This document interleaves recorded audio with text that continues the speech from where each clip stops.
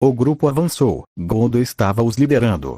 Como Gondo costumava viajar no subsolo, ele não estava muito familiarizado com a superfície. Portanto, ele teve que confiar em seu senso de direção sobre o terreno quando se tratava de avançar. Inicialmente, Ainz estava preocupado com isso. Mas depois de ver Gondo avançar sem hesitar, ele começou a confiar no homem. Agora, ele confiara totalmente a tarefa de orientação a ele. O fato era que Gondo não tinha motivos para, deliberadamente, fazer Ainz se perder, ainda mais agora que os Quagoas estavam atacando a capital do Arif.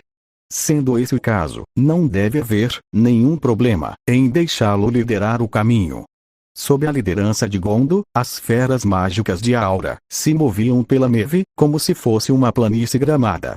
Elas possuíam alta destreza e grande resistência, como esperado, de feras mágicas de alto nível. Mesmo no ar rarefeito das montanhas cobertas de neve, e carregando Ainz e os outros em suas costas, a velocidade delas não diminuiu nem um pouco. O grupo se dirigia para o norte, a velocidades de mais de 100 km por hora. Eles haviam avistado vários monstros voadores durante sua jornada, mas só bastou alguns rosnados ameaçadores das feras mágicas, que todos se assustaram. Graças a isso, seu tempo de viagem fora reduzido ao mínimo. Em menos de um dia, eles haviam alcançado a única cidade do Arf remanescente, Fiogera. Ainz guiou sua fera até Gondo e fez uma pergunta. Ainz falou. E então, Gondo. A cidade sulista de Fiorraído foi acessada através de uma fissura na montanha. Fiogera também tem algo assim. Se fosse esse o caso, eles precisariam procurar um caminho. Gondo, que inicialmente tinha ficado assustado com a fera mágica que lhe foi cedida, mas agora estava acostumado a montá-la, respondeu. A maioria das cidades onde os Dwarfs vivem é assim. Mas Fiogera foi projetada com considerações para o comércio em larga escala com humanos. Então, é um pouco diferente de Fiorraído. Em primeiro lugar, é fácil para os humanos encontrarem e, para minimizar qualquer desconforto para os visitantes, eles construíram uma enorme fortaleza no lado de fora. Vai saber quando haver. Ainz olhou nos arredores, depois de ouvir isso, mas ainda não conseguiu encontrar nenhum traço de estrutura. Gondo falou. Não será visível, a menos que vá mais para o nordeste.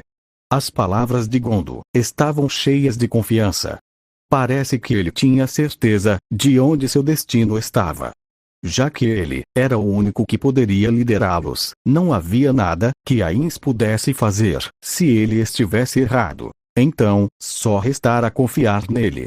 Enquanto dizia, é mesmo, Ainz conjurou uma mensagem. Os Quagoas capturados foram levados para Nazarick.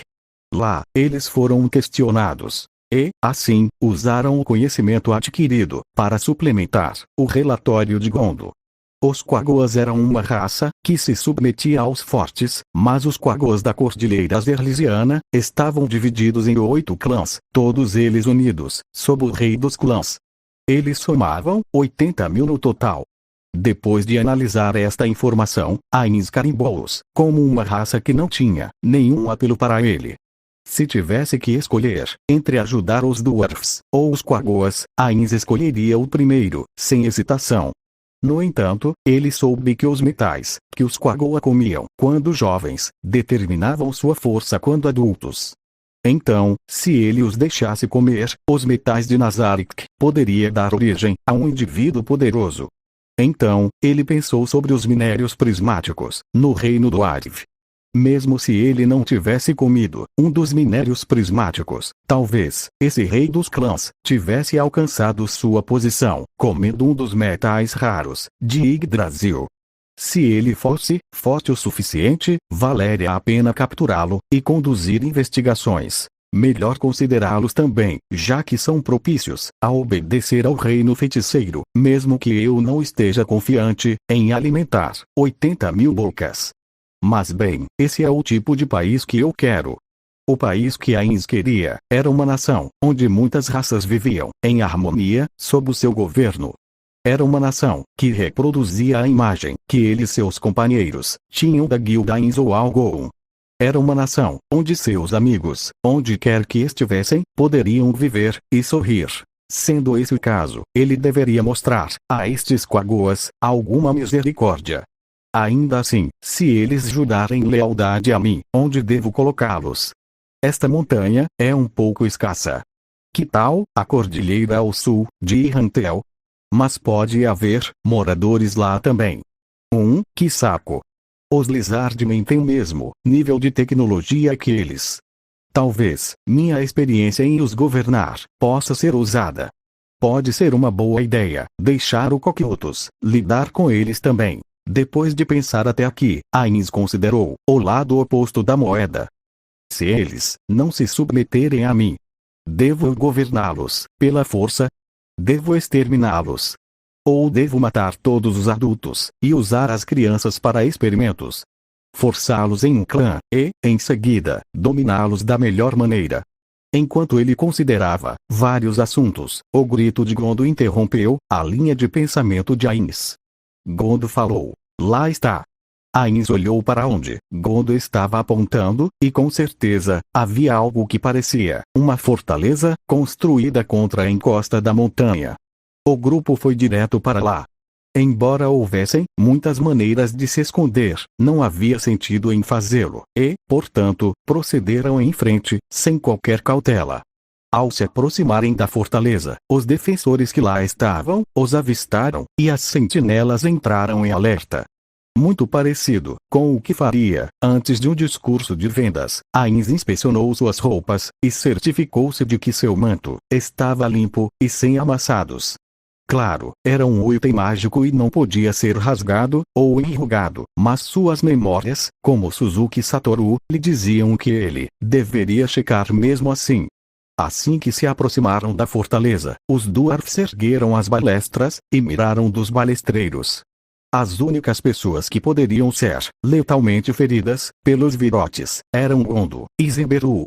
Enquanto pensava em deixar que eles dois negociassem, provando assim que não tinham intenções hostis, isso poderia resultar que fossem atingidos por disparos se as coisas dessem errado. Então, ele abandonou essa ideia. Em vez disso, Ainz procederia primeiro, enquanto Gondo e Zenberu apareceriam mais tarde. Ele parou sua fera, fora do alcance efetivo das balestras, e depois desmontou. Por ainda estarem dentro do alcance máximo das balestras, ele ordenou que Shaltiar e Aura ficassem e protegessem Gondo e Zenberu. Depois disso, tudo que restou foram estratégias anti-jogador. Se houvesse algum jogador, ele tomaria imediatamente uma postura defensiva e recuaria. Embora ele não pudesse confirmar a presença ou a ausência de jogadores durante suas conversas com Gondo na estrada até aqui, era mais provável que não existissem. No entanto, se ele fosse descuidado, poderia acabar perdendo os NPC, e Ainz não queria experimentar isso pela segunda vez. Todos os dwarfs que o observavam tinham a mesma expressão rígida em seus rostos. Graças às suas barbas bagunçadas, Ainz não conseguia diferenciar um do outro, se fosse para definir. Eles pareciam cômicos. Suprimindo o desejo de rir, Ainz se adiantou, fingindo um ar de calma. Ele levantou as mãos, para mostrar que ele não tinha intenção hostil. Quando ele se aproximou da fortaleza. Fique parado onde está, um grito de aviso soou. Parecia que seu dono estava apreensivo. Claro, ele era um Dead, mas Ainz não podia deixar de suspirar internamente. Ele pensou: isso é uma péssima recepção para alguém que não está mostrando sinais de hostilidade. Um dwarf falou: por que veio aqui, um Dead? Ainz acariciou seu brilhante zigomático e falou: eu sou o rei feiticeiro, Ainz Zoalgoon, do reino feiticeiro, e eu vim para forjar o relacionamento amigável com a nação dos dwarfs. Não atacaremos vocês. Se não nos atacar, então, por favor, abaixem suas armas. Confusão apareceu nos olhos dos dwarfs, que assistiam tudo, das janelas e balestreiros. Ainz aproveitou a chance para continuar falando. Depois de capturar os Quagoas, que invadiram Fiorraído, fiquei sabendo de seus planos, de atacar este lugar. Se não tem fé nas tropas do exército de vocês, então, meu reino, prestarei assistência, de bom grado. Sim, isso mesmo. Será uma boa amostra de amizade. Ele sorriu, mas como não tinha pele, a benevolência de seu gesto não foi transferida para o lado oposto. Um dwarf falou. E aquele dos nossos, atrás de você? Ele é um refém. Parece que os dwarfs ainda estavam cautelosos com ele. Ainz falou. Que rude. Eu sou um rei, sabe? Isso é maneira de falar com um rei. Os dwarfs se entreolharam, e então, um deles respondeu. Não, não. Espere, mostre-nos uma prova de que você é realmente um rei.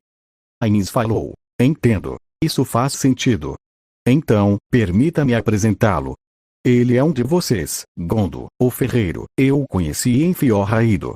Ainz mostrou os movimentos, dignos de um rei, que ele teve muito trabalho para praticar.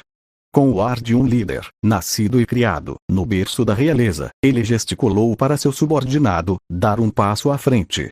Um profundo sentimento de satisfação encheu Ainz, quando ele ouviu os suspiros sufocados, de reverência, vindo dos dwarfs. Parece que suas longas horas de prática não foram desperdiçadas. Agora que Gondo estava aqui, Ainz, que estava de bom humor, mostrou outra pose de um rei gracioso, e cedeu o palco para ele. Ainz falou. Desculpe, mas poderia entrar na fortaleza e explicar a situação para eles, em detalhes. Gondo falou. Urrum pode deixar comigo. Gondo avançou para os portões da fortaleza e pediu permissão para entrar, mas os portões não abriram. Um dwarf falou. Qual o problema? Outro falou. Eu não sei. Talvez algo tenha acontecido. Mais um falou. É realmente ele. Esse é realmente o Gondo, o esquisitão. Talvez alguém tenha usado magia para roubar o rosto dele. Ainz franziu a testa, enquanto ouvia as vozes dos dwarfs. Ficar alerta era muito importante, e até Ainz aprovava isso. Ainda assim, eles não seriam capazes de progredir se ninguém confiasse neles. No entanto, ele tinha ouvido algo sobre a possibilidade de encontrar um conhecido aqui. Se esse fosse o caso, eles seriam muito afortunados. Ainz falou. Gondo, você pode provar seu conhecimento desta cidade. Dizer coisas como, onde mora, algo que só uma pessoa que viveu nesta cidade saberia. Gondo falou. Sim. Mais tarde, vou até te contar uns segredos da esposa dele. Tem um restaurante, chamado Pavilhão da Barba de Ouro Preto. A gerente de lá tem uma cara que parece uma bigorna. A comida é horrível, mas o guisado, até que é bom. Os dwarfs ficaram em silêncio. Ainz olhou para Gondo, que parecia sem palavras. Mas parecia que ele estava se esforçando. Um dwarf falou. Mas você é um idiota. Aquele lugar não é para comer, é para beber. Os sabores das cervejas Stouts de lá são os melhores. Outro falou. Mentiroso. A cerveja de cogumelo vermelho, que é a mais deliciosa. Mais um falou. Você não sabe o que diz, o vinho turvo deles é o melhor. Imagine aquela fragrância borbulhante. Outro falou. Nenhum de vocês tem bom gosto.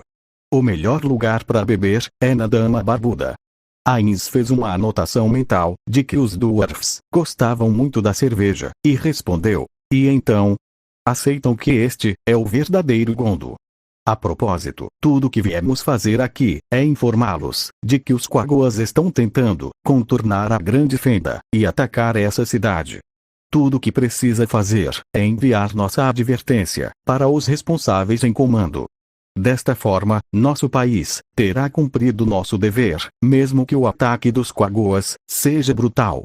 Seria muito perturbador se nos acusasse por não os avisar. Vários dwarfs voltaram para dentro da fortaleza. Algum tempo passou.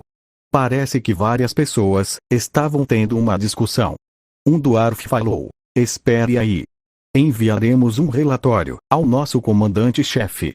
De acordo com Gondo, essa pessoa era a mais condecorada e de mais alta patente nas forças armadas desse país. Parece que eles perceberam que isso tinha que ir para a sua mais alta autoridade. Ainz não reprimiu sua risada. Houve um ruído barulhento, e quando Ainz olhou para sua fonte, ele viu que os dwarfs tinham apontado suas balestras sobre ele mais uma vez. A respiração deles estava irregular. Eles pareciam estar sob a influência de emoções poderosas. Ainz pensou: merda, eles estão com raiva, porque eu ri.